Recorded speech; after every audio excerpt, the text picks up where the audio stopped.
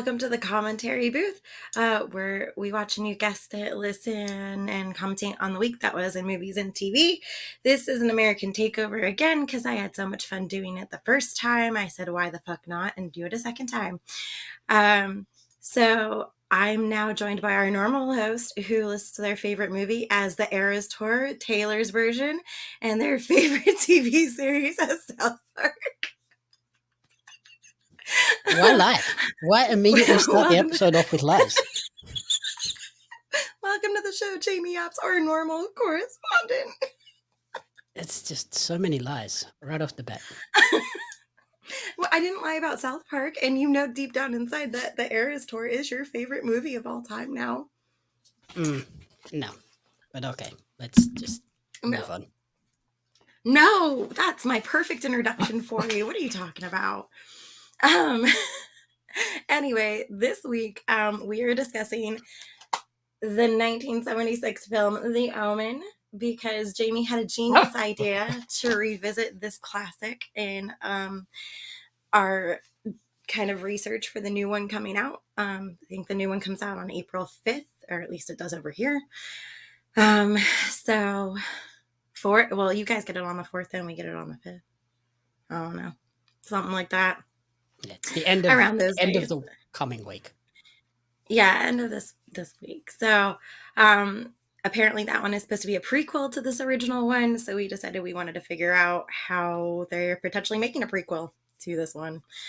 I love this movie. It's one of my favorite movies from like way back when, obviously being a horror buff and it falling in line with movies like The Exorcist and things like that. So what is your take on this amazing classic of a ridiculous film? Do you want to be really disappointed right now? You're going to say you fucking hate it because you don't get the hype. I'm not going to say that.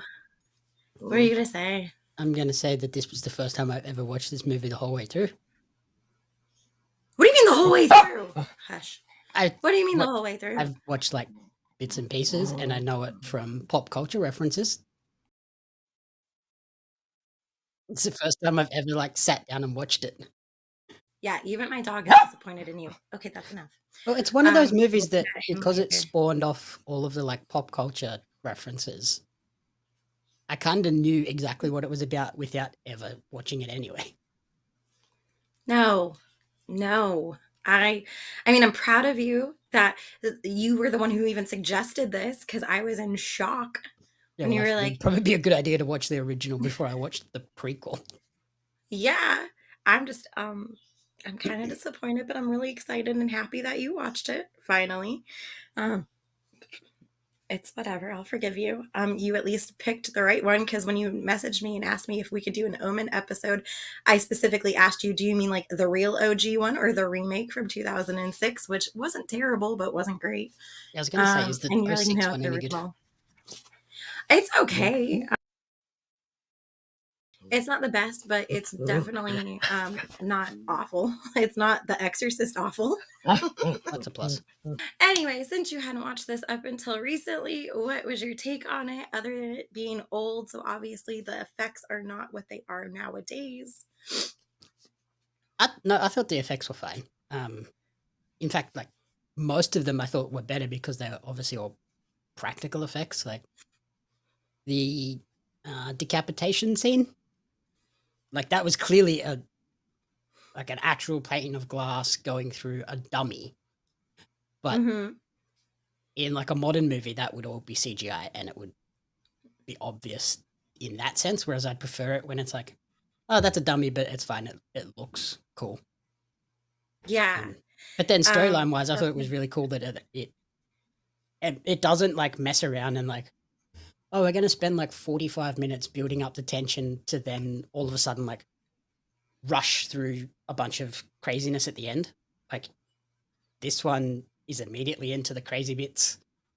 And then we sort of dip down a bit and get into the backstory and then come back with some crazy finish climax at the end. So I thought the pacing was really good on this. Yeah, I love this film because of those reasons. So, The Omen from 1976, it stars Gregory Peck in the lead role of Robert Thorne, who is an ambassador, and him and his wife tragically lose their baby at the beginning of the film. However, to keep her from being so distraught, he meets with a priest and agrees to do a closed kind of secret adoption of a child whose mother mysteriously also died during childbirth. Um, they say, hey, don't worry about it. No one has to know anything. It's really kind of crazy, but also a blessing. And they use that term that it is a blessing for you. God has blessed you with a son tonight. Well, that's Also, wild like and crazy. you say they've done that to prevent her being too distraught. I feel like that's not the way to do it. Because, like, No, it's really not. in the moment, yeah, she might not be distraught, but at some point, she's probably going to work it out. And at that point, she's got to relive the trauma plus this added trauma of I raised a child that wasn't mine. It's like, maybe not the greatest idea. Yeah, it's nuts. And they just go about living their all happy life. Um, you know, the lady who played his wife, Lee Remick. She was fantastic as the mom, I think. Other than the fact that she's kind of like your stereotypical, like rich kind of, like what's the word I'm looking for? Government affiliated mom or wife, where she has nannies who take care of her kid and she doesn't have to be with him 24/7. You see that perfectly when like he announces to her that they're moving and she just shoves her kid off to the butler, like, here, hold this kind of thing. Hmm. um but I mean, I feel And then like she also did when they do are looking well. after the kids or the kid, not good parents. The kid. No, you even pointed that out. You're just like, he's missing near a lake stream thing. Like, Yeah, definitely not a drowning they're just possibility. going for this like casual family walk alongside this tiny sort of creek, almost river thing where the water's moving pretty quick, and it's England, so it's going to Hmm. be cold as well. And then they're just Yeah, wandering along, having a conversation. You're like, where's the toddler? right. And then they start freaking out, like, oh my God, where is he? And it's like, well, you guys were so busy making out. Um, your kid Yeah, went wandering off and then decided to scare you. yeah. At least he wasn't in the stream, but very easily could have just been. Oh, whoops, our kid is dead again. Yeah, it's kind of crazy. And then, things just get a little strange from there. Weird shit happens that can't be explained. Weird people pop up and try warning them about this kind of shit. Obviously, we see at first, within like the first 20-30 minutes, a nanny hangs herself and just in front of all these 5-year-olds at a gigantic birthday party in their front yard. And it's just crazy. She's just like, this is for you, Damien, and just offs herself.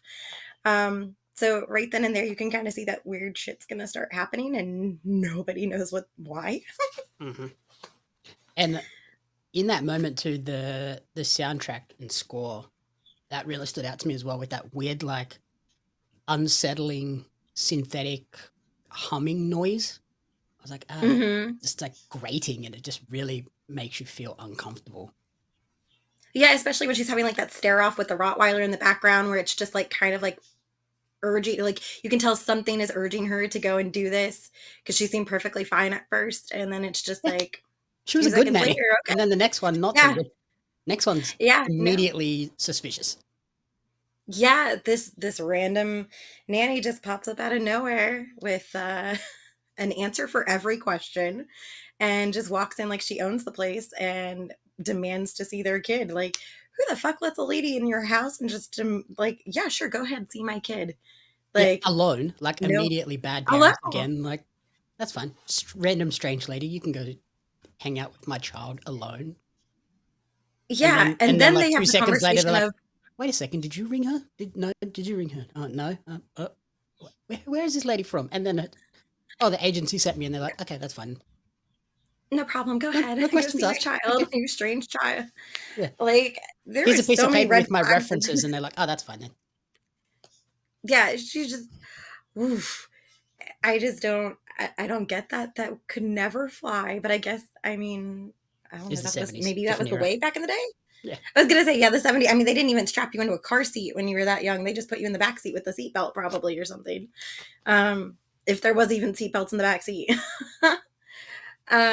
But yeah, we progressively see things get worse. There is a priest that tries to redeem himself by admitting his wrongdoings to Robert Thorn, who keeps trying to play it off like he has no idea what the hell he's talking about because he doesn't want to admit that that actually happened. That priest is a little wonky, and I didn't know how to take him at first when I first saw this movie ages ago. I thought he was just like, another bad guy. But turns out he was just kind of crazy and wanted to repent before he died. Yep. um, yeah. Yeah. I did like learning too that Damien never gets sick, and then like animals are also incredibly spooked by him, except for the dogs, which I assume are like hellhounds. I think that's what that's supposed to represent and or signify is that those are like the hounds of hell or whatever. But like, yeah, you could see in that crazy zoo scene where they're driving through that zoo and the fucking monkeys that was your probably your favorite part of this movie, right? The monkey scene. Did we need the close-ups of the baboon balls from like behind? I'm Way to just mess up saying, like, I view. clearly, like you said, it was like the 70s. They didn't have editing back then. They didn't know what camera shots were, but that was pretty in your face, literally. Yeah, but they definitely Um, weren't real baboon balls. They were clearly like puppet they were nuts, and they're horrible still looking. just like, oh, here we go. This is a shot we need, like from up and under the baboon butt, right at the balls, through the window at these scared people. I was like, that's not. We didn't need that shot. No. No, no, you didn't, but it was there still. Are you a trading card collector or a fan of Australian pro wrestling? If so, you're not going to want to miss out on the limited edition Australian wrestling cards. Each set includes 50 packs of 10 cards, including some of the country's top wrestling talents like Robbie Eagles, Shane Haste, Madison Eagles, Hartley Jackson, and they have Shaza McKenzie listed, although she is not a favorite. The velocities, and a lot more. There's wrestlers, referees, announcers, commentators that are featured, giving you a full appreciation of the Australian independent scene. The cards sold out a lot faster because cards are hot right now, I'll tell you. But you can order your Australian wrestling cards now at Pario Magazine. That's PARIO magazine.com.au/AUSWRES cards. Follow Australian Wrestling Cards on social media at AusResCards for updates. Join the hundreds of fans who have already discovered the excitement of Australian wrestling cards. We have a really mysterious kind of photographer that keeps popping up everywhere too. Um, I told you the fun fact about him when we were watching this. So that guy, what's his name? David Warner, I think is his name. I have written down. He's really really young in this movie, but he does play the professor in the second Ninja Turtles movie, who That's creates the such a ooze that the random Ninja fact Turtles to are know. exposed to. I loved it. I knew who he was, and like I said, I've seen this movie for forever. I grew up watching this movie. As weird as that might make my mom sound, like I think I was probably 12 when I first saw this movie. Um, it's whatever. I grew up and I'm perfectly fine slightly. Um, but I knew who he was from the first time I ever saw this movie. And I thought it was so weird that he went from this kind of film to doing the Ninja Turtles. That also was just like a fun brainy fact. Yeah. But he keeps taking pictures of people that eventually die, which is really crazy. Yeah, I love that he like becomes a key figure throughout the movie. Like when we first meet him, it's just at the kid's birthday party, and he's just taking photos, and he makes like that wisecrack of, I can't tell if we're at like the next president's birthday or like if he's the second coming of Christ. And you're like, oh, Mm-hmm. that's a weird thing to say, but okay, whatever. And then yeah, Yeah.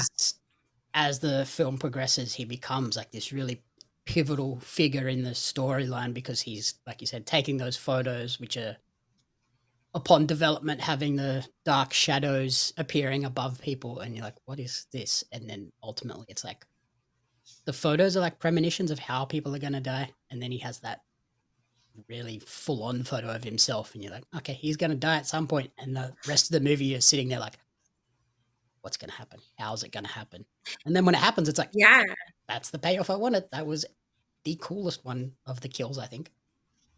Yeah, it's really funny to see how certain kills happened too, because like, for The instance, priest like one was when dumb. the priest one was horrible, like you said, he's like running away from all this spooky wind and like lightning, and then he just sees the spear coming at him, and he just like stands there and looks at the Yeah, sky and like, just fuck. just waits to get impaled. I'm like, bro, just take 2 steps to the left and you're all good. Yeah, so that was pretty rough. Another one that was kind of hard to believe was the accident with the mom where she's trying to fix a planter and stands on her Falls little like stool. 8 feet and is almost dead. Like, Yeah, at like worst, you got a broken leg. standing. Yeah, but instead they make it look like her whole body is broken, and then we skip to her in the hospital, and she's like, They cast her up like this. I'm like, that's the most awkward, uncomfortable way to cast someone's arm. it was awful. Like her whole body cast for just like a single story fall is just a little bit excessive. Especially, like, Um, I would have understood it if she fell because she's standing on a table adjusting a light or something on the second floor mhm. balcony. Like, if she'd fallen directly from that table to the ground floor, I'd have been like, oh, that makes sense. But she falls, And hangs herself like she's catches on the hanging. balustrade, slides all the way to the bottom of that, and is hanging like full arms out. So she's probably like 4 feet off the floor, 6 feet Yeah. at most if they're like really high ceilings. And then she loses grip, falls, somehow But she falls in such a slow motion moment where twists in the she's like, air and lands face first. Like, why would you try and land face first? yeah, Um, it's I the assume it weird. was to kill the baby, but whatever. Yeah, like that's how it happened But because yeah, we do find it's out just like that she didn't fall that far. She would have been fine. no, because we do find out that the priest like told Mr. Thorne that his wife was pregnant and that Damien was going to find a way to kill her and the baby, and eventually take over his empire. He didn't believe that, and then boom, whoop, she's pregnant, and oh hey, look, she lost the baby. This is strange. Maybe we Mhm. should have taken this priest a little more seriously. um the priest's bedroom that he is in is absolutely bonkers, covered wall to wall, floor to ceiling with pages of the Bible and crosses everywhere. So we could tell he was a little bit nutty and really dead set on trying to keep the antichrist from making his appearance in the world. Mhm. um yeah, it's a whirlwind of crazy. They make their way over to see this, I don't know how to really describe him. I guess like an expert kind of like archaeologist kind of dude. Well, Um that's after they go back to or attempt to go back to the original hospital, which they learnt yes, was like had a burnt to massive fire. smithereens. Yeah, the day after they left, which Yeah. weirdly began in the Hall of Records so that there was no records left, and then spread up the stairs to the maternity ward and the maternity ward only. It's like, okay, weird. Yeah, it's a crazy kind of whirlwind when they get over there. They just try to go on like a hunt, I guess, for like any kind of information at this point. Like anybody who's been there, anybody who was there, she's like everybody pretty much died in that fire. The nun that they do talk to, the priest that did survive doesn't speak. He's All fucked up. severely fucked up looking. I really the scene of him looks like his eyeball's gonna pop out. It reminds me of that scene in Hostel where like her eyes been like Yeah. essentially like ugh. Yeah, it makes me cringe every time I watch it. Um, but yeah, like that visit with that priest leads them to an original gravesite where the mother of Damien was buried. That's where they discover a lot of crazy shit, such as his original child, Robert Thorne's original child, was murdered. Yeah. Spoiler Yeah, alert. didn't die of natural causes. They murdered No, his skull him was smushed in. to be replaced. Like, okay. See, like, and this is where I think the First Omen prequel that's coming up this is where this has to all tie in. Like it has to go to how that Yes. original mother became pregnant, Mm-hmm. why the priests were involved, and why they were helping to bring the Antichrist like to life. Um, and Right. I There's imagine clearly it's like going to end. traitors. It must end at that hospital. Yeah, like where the mother is going into labor or whatever, and you see that it's not like a normal mother's skeleton. It's a, as they refer to it, it's a jackal, is the birth mother of Damien. So it'll be very interesting to see how they bring this all together, especially with like technology the way it is now versus back then. Yeah, I Um, imagine it's going to end 'Cause- with them killing the original baby, and then like yes. handing off Damien to be replaced, and that'll be the end. Yeah, you're gonna have to see that somehow. So I really do hope that's what it happens. I hope they don't try to drag it out for like eternity or something like that. It would be really rough. Baby murder is going to be pretty Um, intense to watch. I feel like if they do, they might not show it. They might keep it kind of like concealed, like just make it leave up to your imagination Mm, kind of moment. probably not these days. In the 70s, I yeah. in this, I don't know. I'm gonna try and think better of these people.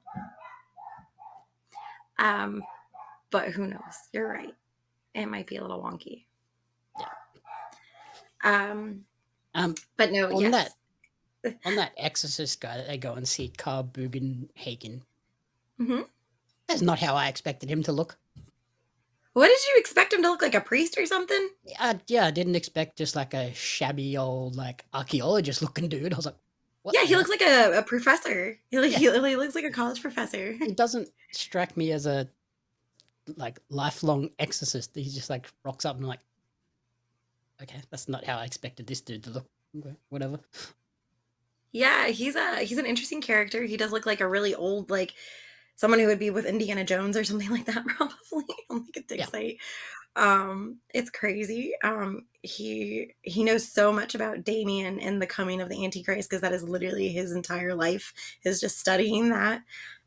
Which kind of seems kind of creepy from like a parent standpoint. Like, you know, all this stuff about my child and I don't know shit. Um, like that would be absolutely wild to like just run into somebody like that. Yeah, but I guess he Um, doesn't like know Damien as like Damien. He just knows no, he knows him as the problem. the Antichrist. Yeah, the prophesized Antichrist. He hands Damien's dad these daggers that have to be stabbed into said child in a certain way Hmm. to kill him and the soul. It's pretty full on. So yeah, like yeah, I think in the First Omen we are probably going to get baby murder. In this one, they go for attempted child murder, and the police miraculously halt that. Yeah, it was bonkers. Obviously he's conflicted. He doesn't want to do it in the first place. We see the beheading of the lovely photographer at that point, who's like, "Well, if you're not gonna fucking kill him, I'm gonna fucking kill him because I don't give a shit. He's not my kid." He's just like, "I'm all about child murder." But yeah, once everything kind of comes to light, and Robert really does realize that his kid is gonna be evil. He's just like, "Yeah, let me just go ahead and get it done with, I guess." And clearly, the cops are just like, One issue though, earlier in the movie, they attempt to go to a wedding at the church, "Yeah, and Damien goes absolutely ballistic yeah, burning up and everything, and and like shivering and like and like terrified." attacking the mother and everything, which apparently is how this actor got that role. For Really? for the auditions for Damien, they had kids come in and attack like a producer, Oh my and the god. way what's his name? Uh, what is it? Um, Harvey Spencer Stevens. yeah, the way he attacked the producer was like they were like, okay, yeah, got to sign this kid up because what he did, he was like Yeah, he ran at the producer, like tried to kick him in the balls, and like scratched and clawed at his face, and they're like, oh yeah, you're the one we want. So it's he had nuts. blonde hair, they had to dye his hair, and then gave him the role. I mean, you know, there's worse ways to go about it. Yeah, it's But yeah, like interesting though. Like at the he freaked out there. yeah, at the wedding, he flips his shit and like attacks the mother and tries to basically murder her in the backseat of this taxi. But then in the finale, Robert has to take him to a church to commit this child massacre. Yeah. And he doesn't fight back. He just goes in like No, well, basically he kind willingly. of gets dragged. Like he's like fought with him so much that he just drags him by like the arm to like the whole entire like the area, and it's Yeah. like, what the And then like hell? just as he's about to stab him, the police bust through the door and shoot Robert. And you're like, okay, cool, it's over. This is where it's going to end. And then, nope, we go to a funeral. Yep. And somehow Thorn still gets this weird, elaborate, like military state funeral thing. And I'm like, surely if someone dies in the process of trying to murder their own child after their wife has just recently died from like jumping out of a hospital window into an ambulance, Yep. surely you go, something suspicious here. Let's maybe not celebrate this guy with this elaborate state funeral that the Yeah, if I'm not president mistaken, attends. they covered up. Yeah, well, I think they cover it up if I'm not mistaken somehow. So this film spawned off 3 sequels to it. So there are 4 in the franchise plus the remake. The second one, I've seen all of them except for the 4th one because the 4th one seemed a little bit annoying to me, and it was also direct to film, or direct to move TV, whatever it was. The second one shows teenage Damien when he is in military school. He is That brought seems up smart. by an uncle. Yeah, he's brought up by an uncle and his cousin, and his cousin and him go to military school. It's a very yeah, it seems kind of weird, but yeah, they That doesn't enroll make in military sense. school together. We see him be at the end. He's basically adopted by the president. Yeah, so I think they were just like a placeholder maybe, or something along those lines. It's a very, I don't remember exactly how it comes off, but yeah, if I'm not mistaken, it's his aunt and uncle that have to take care of him. He's sent to military school, where it eventually shapes him into becoming, in the third one, the adult Damien, who is set to be following in Robert Thorne's footsteps as an ambassador, and then eventually taking over as president so he can rule over essentially like the country and have all of his like, followers essentially just praise him. And then the fourth one, I believe it was a far stretch kind of, but I guess that one takes place around a young girl who is supposed to be Damien's offspring, because he does fall in love in the third movie, and apparently he impregnates a lady and so where he fails, she is supposed to proceed with his ways. That's why I did not watch the fourth one. It Yeah, sounded they should have awful. just, in the third one, had him end the world. That would have made more sense. The third one, spoiler, ends with him dying and Christ beating him. It's a very literally coming to Jesus moment. It Just have the it's very devil win. 80s. Why do we always have to It's have a very good ending? 80s, and Just, oh, the nope. devil won. We got all fucked. Yeah, no, it is a very 80s role where he is defeated by Christ, and we find out that his love interest is pregnant, and then that's where it ends, and that's where the fourth one God. picks up with his offspring. Yeah, that's definitely a So very yeah, this 80s franchise ending. I think modern this franchise ending, took the a devil would have turn for probably the just won. worst. I mean, I would have been happy with that. It just because I would love for once to see like one of these franchises show like just the world just coming to an end eventually. Like for some reason, whenever these happen, good always wins against Mhm. evil, for the most part. So we have yet to see a film where like that doesn't happen. Yeah, the Saw movies always end in the bad guy getting caught, Right? eventually. Um, Mm-hmm. like even the most recent Saw, which is like Jigsaw is the one being tortured. He still wins. And it's like, well, Oh yeah. it's like, I guess the good guy won, but also we know Jigsaw's not a good guy. Yeah. That one's kind of weird.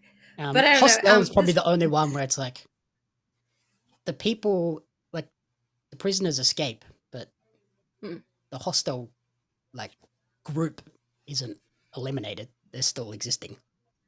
they're still there. Yeah, So that whole club or whatever. yeah, It's just very strange. But yeah, this franchise started out strong. I loved the first 2 films in this entire series, especially for when they were made and the practical effects. However, the last 2 in the series are are very far fetched and not the best. So if you ever want to watch the other ones, just stop at number 2. That makes me wonder if this new one, the First Omen, does well, do they then redo the Omen 2? Or do they or do they reboot the whole series at that point? Yeah, that's another option. That'd be Because so nothing so weird. happened with the It's so weird 2006 that they one. already rebooted the first one, though. Yeah, nothing happened with that. I don't even remember how that one ended. I only watched it once. But yeah, it was weird that like that movie didn't get enough. Like, it didn't really have a whole lot of talk about it or It must buzz. not have done well. They must have looked at it I and don't went, think it this did. isn't worth, like, continuing. Looking into. Yeah, so I feel like now that reboots and remakes and things like that, now that they're becoming a thing, um, you know, I think maybe this might be something that they look into. Obviously, The Exorcist is getting a brand new trilogy coming out of that, and that wasn't even that great. So we'll see what happens with this new First Omen film, but I'm kind of excited I think for it. it's all gonna hinge on how well the First Omen does. If it does Yeah. bonkers numbers and earns them way over and above what they put into it, then I think, yeah, we might get the Omen remade a second time. hmm Yeah, it'll be interesting. I I would love if know they just that. skipped it, though. I would love if they just went, "Oh, here's the prequel. Now watch the Mhm. original First Omen, like the original Yeah. Omen, and then do a sequel." Yeah, that would be cool if they just rebooted the last half of the franchise or something. Because I do love the original Omen.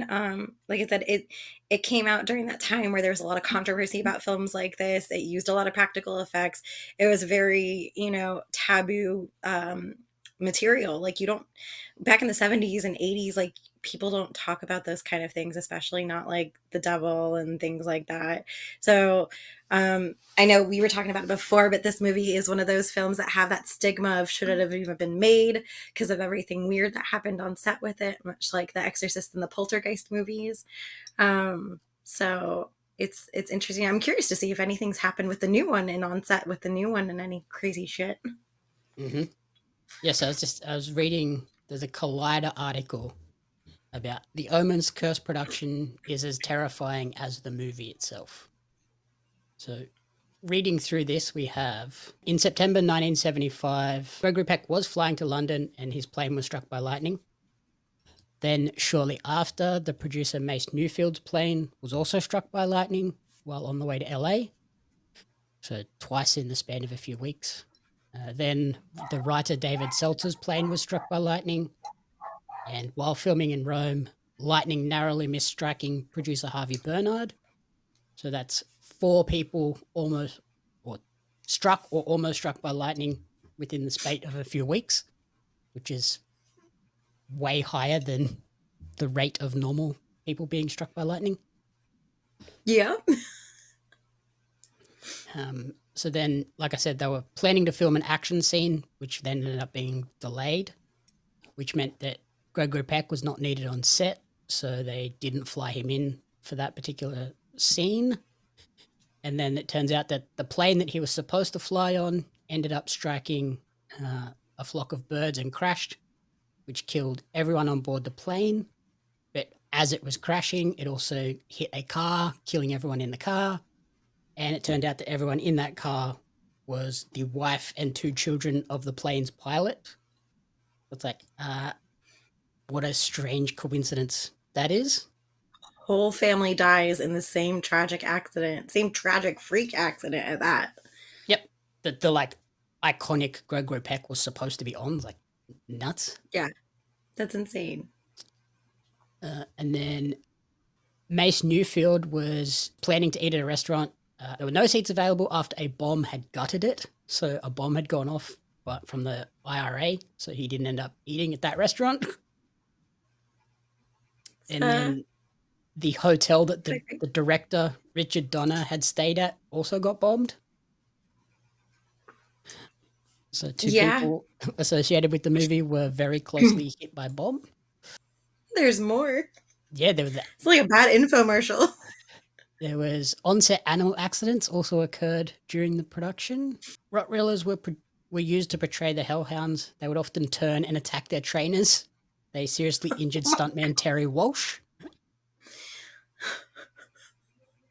When Kathy Thorn and Damien are driving through the safari park and are attacked by baboons, the baboons were so vicious, her reactions on film are genuine terror.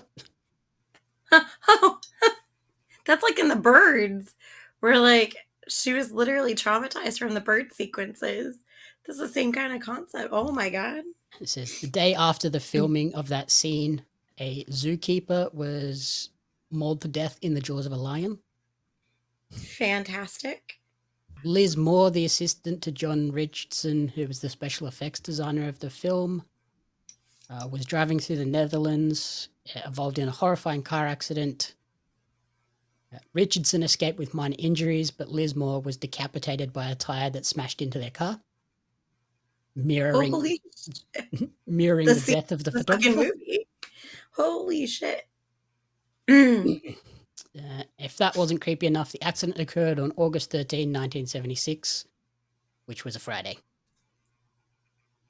Doesn't surprise me. And it occurred by a road sign that indicated it was 66.6 kilometers away from the town of Omen. You know when they say that there's those movies that just shouldn't be made? I feel like this is one of those movies that are probably on that list of films that shouldn't have been made.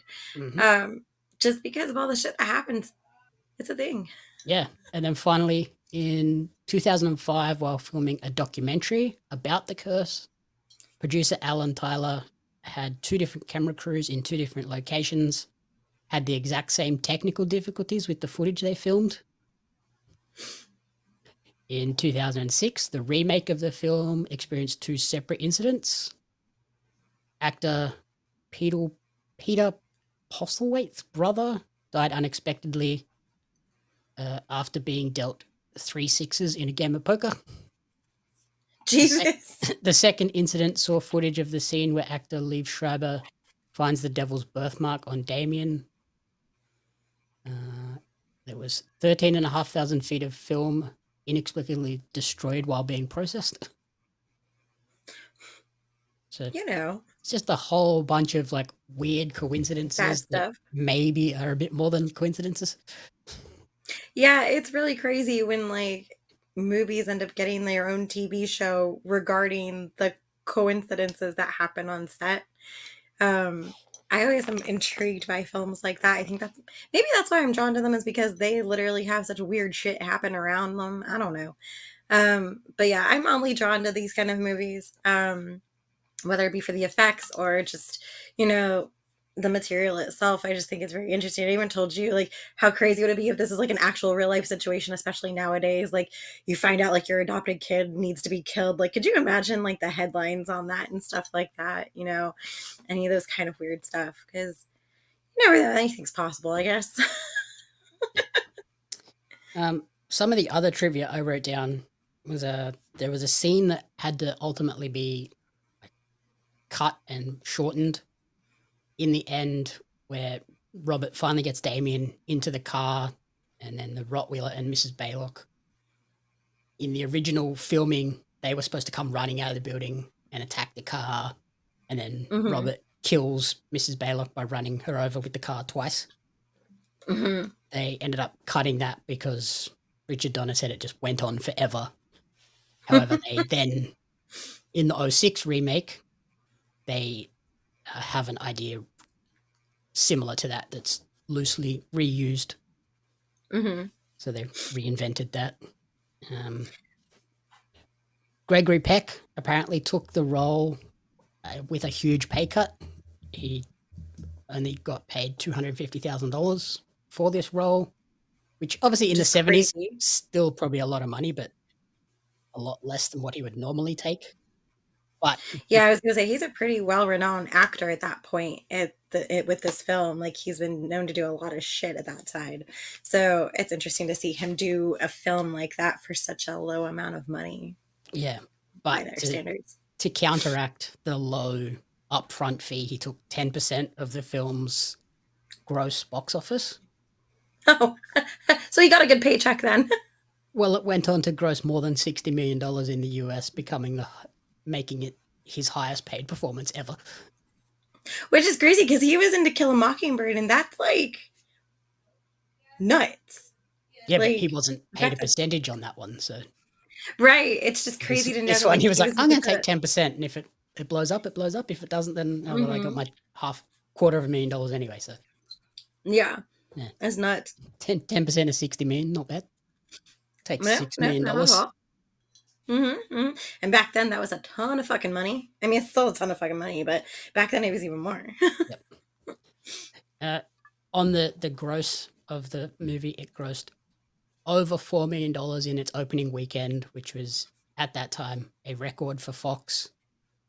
Over the course of its lifetime, it has earned rentals of over $46.3 million off a budget of $2.8 million. Yeah, it's a Yeah. pretty good payoff right there too.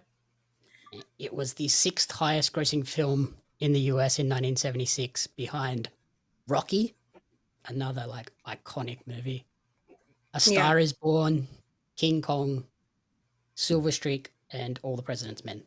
And then The Omen was number 6. So it's like pretty it's high pretty. It's up there caliber with a lot of movies there. prestigious films. Yeah, Silver Streak is the only one in that list that I was like, what the heck is that movie? yeah, I've never heard of that in my life, but it's crazy to see that it is like up there with films like Rocky and King Kong. Like, hello, Mhm. And that that's original Star crazy. is Born, I think, was like a massive film too. And then they got the Yeah, remake, yeah, which from what was I've heard. just as big. Yeah, So then the Omen has been ranked number 16 on Bravo's 100 scariest movies, and the Chicago Film Critic named it its 31st scariest film ever made. telling you, there's certain things that you just can't mess with, and I think that as many times as they want to redo movies or come up with new ideas or like essentially like reused ideas for new films, I don't think that these new horror movies slap as much as these original ones did. And I think it really does have to do with that whole practical effects and the fact that when these movies came out, there was such a stigma about them. And it was almost like, oh, I don't know if we should go see that. Or if you went to go see it, you kind of got a lot of weird stares, or not everybody wanted everyone to know that they had gone and see it. It was kind of just like a bad thing to go and see these kind of films or promote them. I feel like Um, Blair Witch was probably the last one that had that same sort of stigma of like, is this real or not? yeah, yeah, I think you might be right on that. Because then after that, it kind of Paranormal just goes Activity, maybe downhill. as well. It also had that Right. vibe of like, is this real? Right. Yeah. It makes you kind of think. And, unfortunately, nowadays, with certain films, you just see, I feel like a lot of studios have gotten a little bit lax and too dependent upon, either the previous franchise or the one that it's remaking to like kind of carry it through. Like, as much as I love the Scream franchise and I'll go see every fucking Scream movie anytime one comes out, I feel like the newer ones are just still kind of like depending on the originals Mhm. to carry them through, and they feel like that is what's going to reel in box office numbers, whereas like these films, they didn't have anything to go off of other than the fact that it was just like a very taboo subject matter. And honestly, like a lot of new films too rely on the sort of jump scare factor. Mm-hmm. Um, this one didn't have any. No, this one is all about the soundtrack and then like suspenseful. Like you didn't even know they were going to happen. They just happened. There was Yeah, no like and lead up to it. It was just there's no crazy moment at the end where like Damien like transforms into like a devil or like his eyes change color or anything. It's just mm-hmm. he's just a creepy kid. Yeah. And I think that's what really does it is that like I was telling my mom about this the other day, like after we rewatched it. And I was just like, that movie's creepy as itself, but I don't think it would be nearly as creepy if it wasn't for the kid who portrayed Damien, because he just had that look on him. Like he would start out like kind of stone cold and then he just did that creepy smile. And it was just like, damn, like that kid is kind of terrifying a little bit. Yeah, and he didn't really go on to do anything else though. I don't think. I don't believe so. I think this was like his big break. And then he just kind of like said, okay, Uh, well, oh, that's it. apparently Let's he was see. arrested for something. Oh, well, I mean, there you go.